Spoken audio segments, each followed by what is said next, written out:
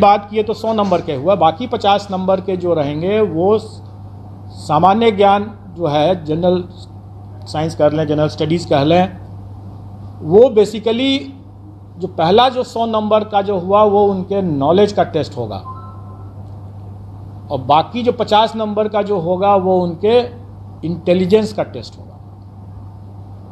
मतलब कि उसमें मेंटल एबिलिटी रहेगा वगैरह वगैरह, रीजनिंग रहेगा और इसी तरह के मिलते जुलते चीज़ रहेंगे, जो उनके कुछ हो सकता है कि सामान्य तरह का जो एक किसी भी जागरूक नागरिक को या शिक्षक को थोड़ा बहुत ज्ञान होना चाहिए सामान्य ज्ञान का, तो वो उसी तरह का रहेगा। वो बहुत ऐसा बिल्कुल नहीं रहेगा कि हम कोई, जो लोग ये आशंकित हो रहे हैं कि हम एसडीएम बना रहे हैं, ऑफिसर बना रहे हैं, ऐसी बात नहीं है।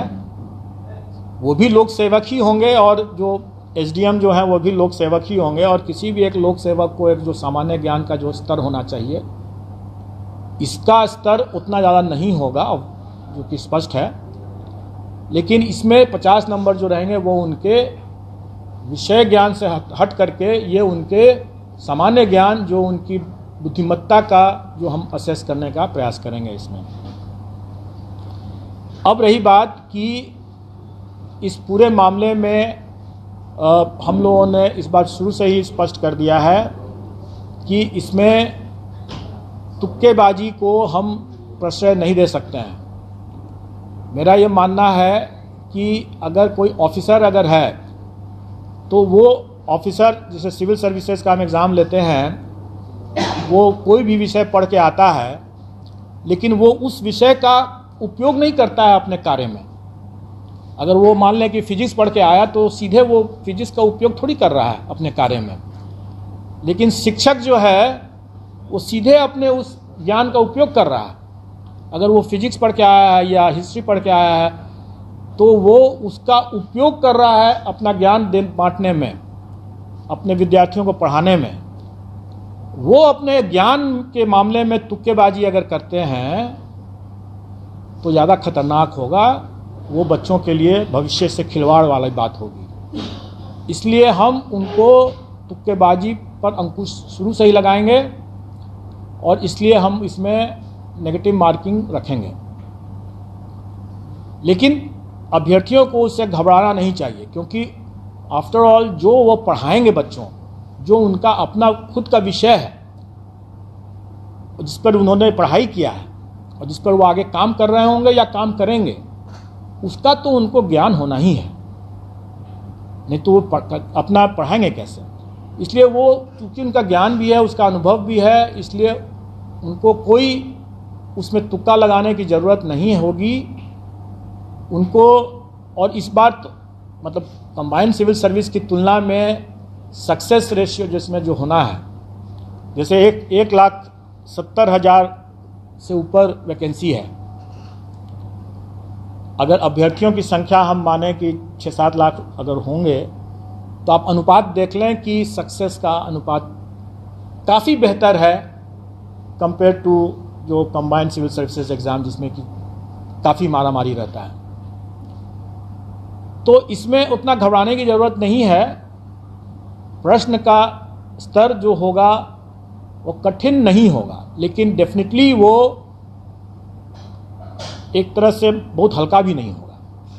वो उनके जो काम जो करेंगे, जो पढ़ाएंगे, उसको उसके ही आलोक में उसका स्तर होगा। तो नेगेटिव मार्किंग कितना होगा उसके बारे में जो लोग यहाँ पर पहले से जुटे हुए हैं आयोग के संबंध में, नेगेटिव मार्किंग संबंध में, जानते हैं कि अगर 5 ऑप्शन रहेंगे अगर, तो 1/n-1 होता है फॉर्मूला उसके हिसाब से। मतलब कि अगर 5 ऑप्शन है तो मतलब कि 4 गलत प्रश्न और 1 सही प्रश्न मिलाकर के 0 होना है। 5 ऑप्शन है तो 1/4 हो जाएगा, और अगर 4 ऑप्शन है तो 1/3 माइनस हो जाएगा। ये स्टैंडर्ड स्टैटिस्टिकल फॉर्मूला रहता है, और इसका निर्णय हम लोग कर देंगे, और वो परीक्षा में भी उन लोग पता चल जाएगा। लेकिन उससे घबराने की बात बिल्कुल नहीं है। और हम लोग अभ्यर्थियों को पर्याप्त समय भी देंगे पढ़ाई करने के लिए, तैयारी करने के लिए, इसलिए इसमें घबराने वाली बात तो बिल्कुल नहीं है। और अनुपात, जो सक्सेस का अनुपात इतना बेहतर है, मैं समझता हूँ कि जो अगर थोड़े से भी जो लोग पढ़ा रहे होंगे, ठीक से पढ़ा रहे होंगे, तो उनके लिए कोई दिक्कत नहीं होनी चाहिए, आ जाएंगे इसमें।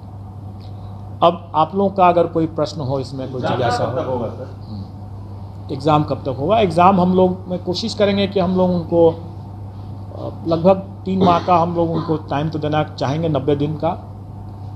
दिसंबर में लगभग एग्जाम होगा तो नवंबर तक तो आप, दिसंबर तो आप लोग हम लोग एक साथ रोटी भी खा सकते हैं और सब्जी भी खा सकते हैं। तो हम लोग हम लोग सितंबर में अगर वो परीक्षा कर रहे हैं तो इसका ये मतलब थोड़ी है कि हम लोग उसके पहले परीक्षा दूसरा नहीं ले सकते हैं। हम लोग उसके मतलब नहीं, ऐसी बात नहीं, हम लोग आसपास हम लोग उनको पर्याप्त समय देंगे। और मोटा मोटी आप ये समझ के चलें कि अगस्त महीने में एग्ज़ाम होगा, अगस्त महीने में एग्ज़ाम होगा। हम लोग अभी चूँकि वो ये एग्ज़ाम 4 दिन चलेगा, क्योंकि 4 पेपर हो जाते हैं, और चूँकि हमें सबको मौका देना है, प्राथमिक के लिए भी और हाई स्कूल के लिए भी और हायर सेकेंडरी के लिए भी, इसलिए वो हमें समय लगेगा उसमें।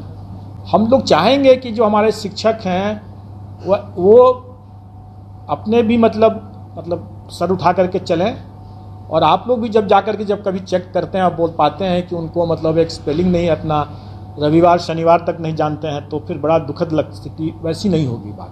देखिए, जो मिनिमम क्वालिफाइंग जो कट ऑफ है वो सरकार के द्वारा पहले से निर्धारित है, उसमें महिलाओं के लिए अलग है, सामान्य के लिए अलग है, वो उसका पूरा आप लोगों को ज्ञान होगा, हमारे पाठ्यक्रम में भी वो परसेंटेज लिखा हुआ है। अब रही बात कि सरकार ने इस बार जो नियमावली जो बनाया है उसमें प्राथमिक विद्यालय के शिक्षकों के लिए शिक्षकों के पद पर महिलाओं के लिए आरक्षण जो है 50% शायद रखा है, 50% रखा है, तो अन्य में 30% या 35% है, 35% है।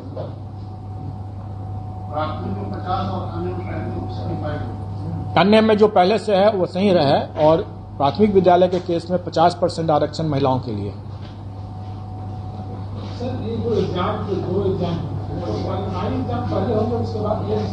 उससे कोई फर्क नहीं पड़ता है, क्योंकि हमारे जो भी एग्जाम है MCQ बेस्ड हैं, और इसका इवैल्यूएशन हमारे कंप्यूटर से ही होंगे, जो कि हम हमेशा करते आ रहे हैं। जो लोग आयोग के पास आते रहते हैं या आयोग की पद्धति से वाकिफ़ हैं, वो जानते होंगे। मैं 1-2 बातें और बता देना चाहूँगा जो लोग नहीं वाकिफ़ होंगे उनके लिए। पहली बात कि ये MCQ बेस्ड होगा, तो इसमें हम सारा का सारा जो है कंप्यूटर से ही हम इवैल्यूएशन करते हैं। और हम लोगों ने एक नई परिपाटी बनाया है कि जो हमारे आंसर की जो निकलते हैं वो हम पहले से प्रदर्शित कर देते हैं, और उस पर जिसको आपत्ति करनी है तो आपत्ति भी करते हैं, 1 बार 2 बार, तो वो इसमें रहेगा।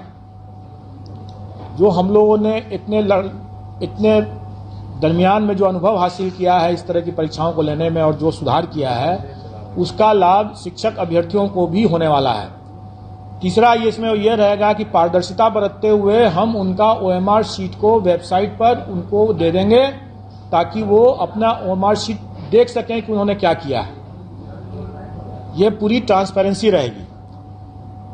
लेकिन इसके साथ साथ मैं ये भी बता दूं, उनको ये आगाह भी कर दूं कि मैं जो ये सुविधा दे रहा हूं, तो उसके साथ साथ जो पारदर्शिता और जो कड़ाई जो बरती जाएगी उसके बारे में भी जानकारी दे दूं। हम लोग अपना प्रश्न पत्र जो है वो सीधे एग्जामिनेशन सेंटर में अभ्यर्थियों के सामने खोलेंगे। वो कहीं किसी सेंटर सुपरिटेंडेंट के चैम्बर में नहीं खुलेगा, वो पहुंचेगा। और जो लोग यहाँ से पहले से आते रहे वो तो वाकिफ़ हैं, जो नहीं आ रहे, जो पहली बार आ रहे होंगे, जो उनके लिए मैं बता दूं। और शिक्षक अभ्यर्थी चूंकि के लिए ये पहला अनुभव होगा, ताकि बहुत पहले जो इस वर्तमान जनरेशन के जितने जो होंगे वो तो उनके लिए पहला अनुभव होगा कि BPSC कर रहा है। तो BPSC अपनी जो व्यवस्था है उसके बारे में बता देना चाहेंगे। तो उनको 1 घंटा पहले पहुंचना पड़ेगा सेंटर पर कम से कम। और इस केस में चूंकि ये कंबाइंड सिविल सर्विसेज से ये थोड़ा पीटी से ये थोड़ा डिफरेंट ये परीक्षा है। ये परीक्षा जो है, अगर आप लोग सुनना नहीं चाहते हैं तो मैं क्लोज कर सकता हूं। नहीं, अगर आप लोग नहीं सुनना चाह रहे हैं तो मैं क्लोज कर दूंगा, फिर दोबारा ना पूछेंगे आप। और आप लोग शांत रहें, उधर पीछे हल्ला न करेंगे। देखिए, ये परीक्षा पीटी की परीक्षा नहीं है, ये मेंस की परीक्षा है। क्योंकि इसमें अगर आप सफल हुए तो आप सफल हुए।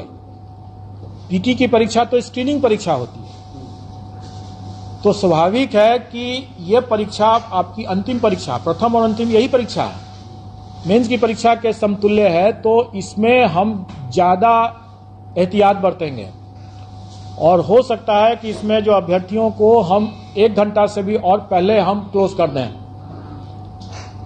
अभी हम 2 घंटा पहले बुलाते हैं, हम सब हो सकता है कि हम 3 घंटा पहले बुलाएं और हम सबका फ्रिस्किंग और बायोमेट्रिक करेंगे। इस परीक्षा में हम पीटी की परीक्षा से भिन्न मानते हुए इसमें हम इसको मेंस के सदृश से मानते हुए हम इसमें सभी अभ्यर्थियों का बायोमेट्रिक लिया जाएगा। आवेदन में भी बायोमेट्रिक लिया जाएगा। अगर आधार दे देते हैं सो फार सो गुड, अगर आधार नहीं देते हैं तो हम उनकी बायोमेट्रिक उनके आवेदन के साथ लेंगे और उसका हम मिलान भी करेंगे सेंटर पर, और वहां पर भी हम उनका बायोमेट्रिक लेंगे। जैमर भी लगाएंगे, फ्रिस्किंग भी करेंगे, और थोड़ा सा भी अगर हम लोग पाएंगे कि कोई अगर गलत कर रहा है तो हम उसको 5 साल के लिए डिबार भी कर देंगे। कानूनी कार्रवाई तो अलग है, अगर मान लीजिए जो अपराध के श्रेणी में जो आएगा, जो अगर उनका कदाचार, तो उसके लिए भी कानूनी कार्रवाई तो होगी अलग से। ये कड़ाई के साथ साथ मैं उनकी जानकारी के लिए दे देना चाहता हूं कि जब क्वेश्चन पेपर जो पहुंचेगा तो उसके पहले अभ्यर्थी सब अपने कमरे में अपने सीट पर बैठे रहेंगे। उन